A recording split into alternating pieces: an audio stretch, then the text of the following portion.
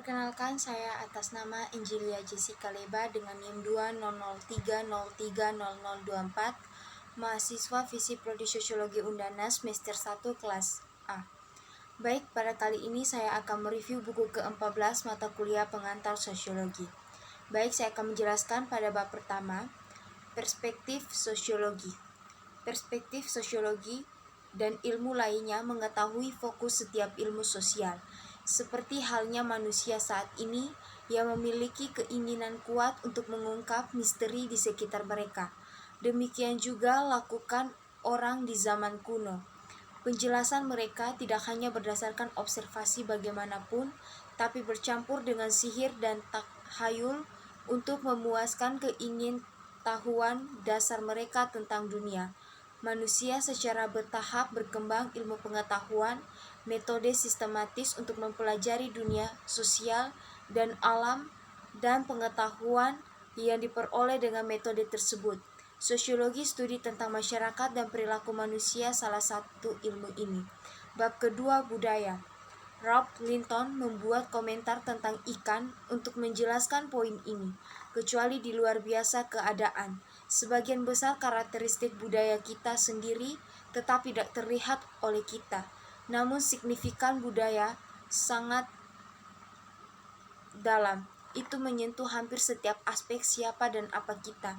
Kami datang ke kehidupan ini tanpa bahasa, tanpa nilai dan moralitasnya, tanpa ide tentang agama, perang, uang, cinta, penggunaan ruang, dan sebagainya. Kami memiliki tidak satupun dari orientasi fundamental ini yang begitu penting dalam menentukan jenis menjadi orang kita. Namun pada titik ini dalam hidup kita, semua telah mendapatkannya dan mengambilnya. Mereka begitu saja. Sosiolog menyebut budaya ini di dalam diri kita. Bab ketiga, sosialisasi. Dalam bentuknya yang paling umum, resosialisasi terjadi setiap kali kita mempelajari sesuatu bertentangan dengan pengalaman kami sebelumnya. Kebanyakan resosialisasi bersifat ringan, hanya sedikit modifikasi hal-hal yang telah kita pelajari, pengalaman orang-orang yang bergabung dengan sekte atau memulai psikoterapi bahkan lebih mendalam. Mereka pelajari pandangan yang bertentangan dengan sosialisasi mereka sebelumnya. Jika ide-ide ini mengambil tidak hanya apakah perilaku individu berubah, tetapi dia juga belajar hal yang berbeda secara fundamental, cara memandang hidup. Bab keempat, struktur sosial dan interaksi sosial. Saya tidak tahu apakah Anda bersekolah di sekolah menengah umum atau sekolah persiapan eksklusif. Tetapi saya tahu bahwa Anda sedang kuliah, dan ini sendirian memberitahuku banyak tentang Anda. Dari sekeping informasi ini, saya dapat berasumsi bahwa struktur sosial Anda, perguruan tinggi sekarang, membentuk apa yang Anda lakukan. Misalnya, anggaplah hari ini Anda merasa euforia atas beberapa berita bagus. Saya cukup yakin, tidak sepenuhnya ingat tetapi relatif yakin, bahwa ketika Anda memasuki kelas, struktur sosial suasana hati, artinya ahli-ahli berteriak sekuat tenaga dan dengan senang hati melempar ini buku ke udara. Anda memasuki kelas dengan cara yang cukup tenang dan mengambil kursi. Bab kelima, bagaimana sosiolog. Variabel independen Anda, sesuatu yang menyebabkan perubahan pada variabel lain, akan menjadi terapi. Variabel independen Anda, variabel yang mungkin berubah, akan menjadi perilaku pria. Apakah mereka melecehkan wanita setelah mereka keluar dari penjara? Sayangnya definisi operasional Anda tentang perilaku laki-laki akan menjadi ceroboh.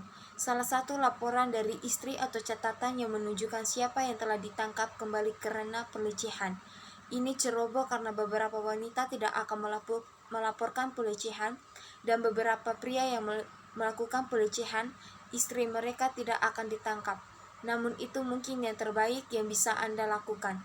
Anggaplah Anda memilih penahan ulang sebagai definisi operasional Anda dari variabel independen.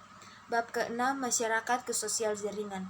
Kelompok terbesar dan paling kompleks yang dipelajari sosiolog adalah masyarakat, yang terdiri dari orang yang berbagai budaya dan wilayah masyarakat yang mengelilingi kita, menyiapkan panggungnya, pengalaman hidup kita. Prinsip sosiologis adalah bahwa jenis masyarakat yang kita tinggali adalah alasan fundamental mengapa kita menjadi diri kita sendiri. Anda akan menjadi tipe orang yang berbeda. Untuk melihat bagaimana masyarakat kita berkembang, kamu bisa lihat itu teknologi adalah kunci untuk memahami perubahan besar yang menghasilkan masyarakat kita. Bab ke-7, biokrasi dan organisasi formal. Kehidupan masyarakat tradisional hingga saat ini, masyarakat hidup dalam tradisi masyarakat. Kehidupan di sana pada dasarnya berbeda dari apa yang Anda pelajari saat Anda bertumbuh naik. Anda bisa melihat itu jantung masyarakat tradisional adalah hubungan pribadi, semua kehidupan berputar di sekitar kewajiban dan tanggung jawab yang mendalam. Bab ke-8, penyimpangan dan sosial. Apa yang dilihat Caknon menanggungnya, tapi bagi Yanomamo itu perilaku yang sama mewakili kehidupan sehari-hari yang normal. Apa yang menyimpang bagi Caknon adalah konformis dengan Yanomamo. Dari sudut pandang mereka, Anda harus memeriksa orang asing seperti yang mereka lakukan, dan ketelanjangan itu bagus, begitu juga obat halusinogen. Karena berbeda, kelompok memiliki norma yang berbeda. Yang menyimpang ada yang tidak menyimpang untuk yang lainnya. Prinsip ini berlaku tidak hanya untuk budaya tetapi juga untuk kelompok dalam masyarakat yang sama. Bab ke-9, stratifikasi global. Sistem stratifikasi sosial membandingkan dan membedakan perbudakan, termasuk tenaga kerja terikat, kasta, harta benda, dan kelas. Sistem stratifikasi sosial. Beberapa negara di dunia kaya, yang lain miskin, dan beberapa di antaranya. Divisi ini bangsa serta pelapisan sekelompok orang dalam suatu bangsa disebut stratifikasi sosial. Stratifikasi sosial adalah salah satu topik terpenting yang akan kita diskusikan dalam hal ini buku. Stratifikasi sosial adalah suatu sistem di mana sekelompok orang berada dibagi menjadi beberapa lapisan sesuai dengan properti, kekuatan, dan gengsi. Beberapa masyarakat memiliki lebih banyak ketidaksetaraan daripada yang lain, tetapi sosial stratifikasi bersifat universal. Selain itu, di setiap masyarakat di dunia, genre adalah dasar untuk membuat stratifikasi orang. Berdasarkan genre mereka, orang diizinkan atau ditolak aksesnya ke hal-hal yang baik ditawarkan oleh masyarakat mereka. Bab ke-10, kelas sosial. Di Amerika Serikat, jika Anda bertanya kepada kebanyakan orang Amerika tentang sistem kelas sosial di negara mereka, Anda mungkin begitu untuk mendapatkan tampilan kosong. Jika Anda menekankan masalah tersebut, kemungkinan besar Anda akan mendapatkan jawaban seperti ini. Ada yang miskin dan yang kaya, dan kemudian ada kita, tidak ada yang miskin maupun yang kaya. Ini adalah sejauh kesadaran kebanyakan orang Amerika tentang kelas sosial. Bab ke-11, jenis kelamin dan genre. Bedakan antara jenis kelamin dan genre menggunakan penelitian tentang veteran Vietnam dan testosteron untuk menjelaskan mengapa pintu biologi terbuka dalam sosiologi. Ketika kita mempertimbangkan bagaimana wanita dan pria berbeda, hal pertama yang biasanya muncul is sex. Ciri biologis yang membedakan laki-laki dan perempuan. Seks primer, ciri-cirinya terdiri dari vagina atau penis dan orang lain yang berhubungan dengan reproduksi. Ciri-ciri seks sekunder adalah perbedaan fisik antara laki-laki dan perempuan. Itu tidak berhubungan langsung dengan reproduksi. Genre, sebaliknya, adalah karakteristik sosial, bukan biologis. Genre terdiri dari apapun perilaku dan sikap yang dianggap pantas oleh kelompok untuk laki-laki dan perempuannya. Seks mengacu pada laki-laki atau perempuan, dan jenis kelamin mengacu pada maskulinitas dan feminitas. Bab ke-12, ras dan etnis. Sebagian besar pengaruh ini berasal dari pembicaraan. Sebagai teman berbicara tentang pengalaman mereka dan berbagai ide, mereka membantu membentuk seseorang pandangan orang lain tentang kehidupan. Tidak ada bedanya untuk teman yang berbeda kelompok, ras, etnis. Seperti mereka berinteraksi satu sama lain, mereka pemahaman berubah dan perspektif mereka semakin luas. Seiring waktu, jika mereka tidak bisa melihat dunia melalui masing-masing mata orang lain, setidaknya mereka mengerti sekilas tentang apa dunia itu. Bab ke-13, orang tua. Yang pertama, penuaan dalam perspektif global. Yang menarik untuk tujuan kita adalah bagaimana Tiwi merawat lansia mereka yang lemah, atau lebih khusus lagi lansia perempuan mereka yang lemah. Anda mungkin memperhatikan bahwa Tiwi menutupi hanya wanita tua, perempuan didiskriminasi di seluruh dunia. Karena insiden ini terbukti diskriminasi genre bahkan bisa membawa kematian. Dengan lebih banyak orang di sekitar dunia yang mencapai usia tua, keputusan-keputusan ini menghasilkan ketegangan antara generasi di tingkat global. Yang kedua, konstruksi sosial penuaan.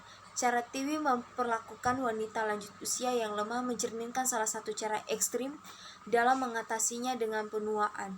Ekstrim lainnya ya mencerminkan sikap yang sangat berbeda, diilustrasikan oleh Abkhazians, orang agraris yang tinggal di Georgia, bekas Republik Uni Soviet.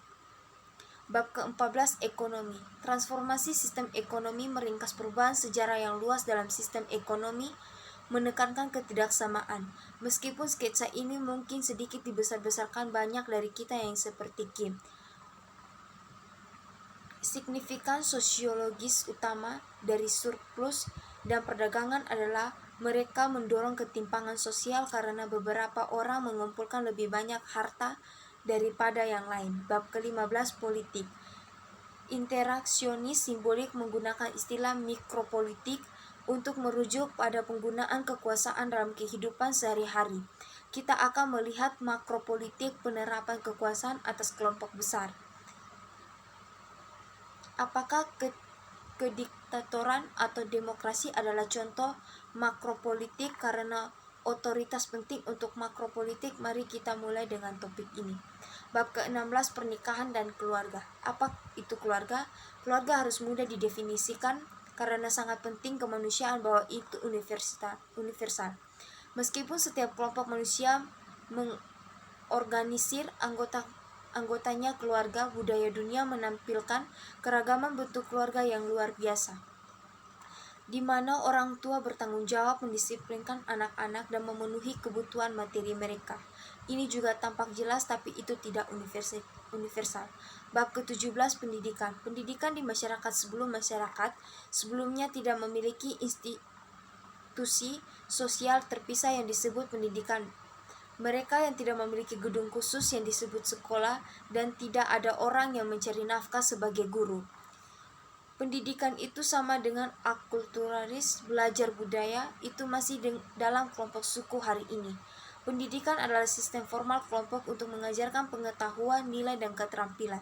Bab ke-18, agama. Agama adalah salah satu minat utama Emily Durkheim, untuk alasan apapun sepertinya karena dia dibesarkan dalam keluarga agama campuran. Oleh seorang ibu Protestan dan seorang Yahudi, ayah Durkheim memutuskan untuk mencari tahu kesamaan apa yang dimiliki semua agama. Semua orang yang mengikutinya, agama kemudian memiliki 3 elemen. Yang pertama, keyakinan bahwa beberapa hal adalah suci. Yang kedua, amalan yang berpusat pada hal-hal yang dianggap sakral. Yang ketiga, komunitas moral yang dihasilkan dari keyakinan dan praktik kelompok.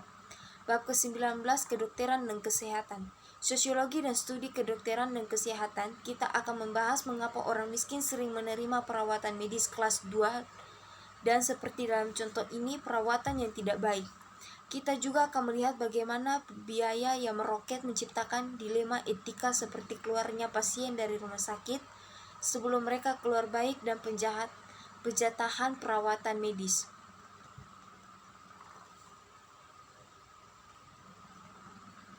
Sosiologi juga mempelajari bagaimana penyakit dan kesehatan, lebih dari itu masalah biologis, bagaimana mereka terkait dengan kepercayaan budaya, gaya hidup, dan kelas sosial. Karena penekanan ini, sosiologi kedokteran menjadi salah satu bidang terapan sosiologi. Banyak sekolah kedokteran dan rumah sakit memiliki sosiologi sebagai stafnya. Sekian dan terima kasih.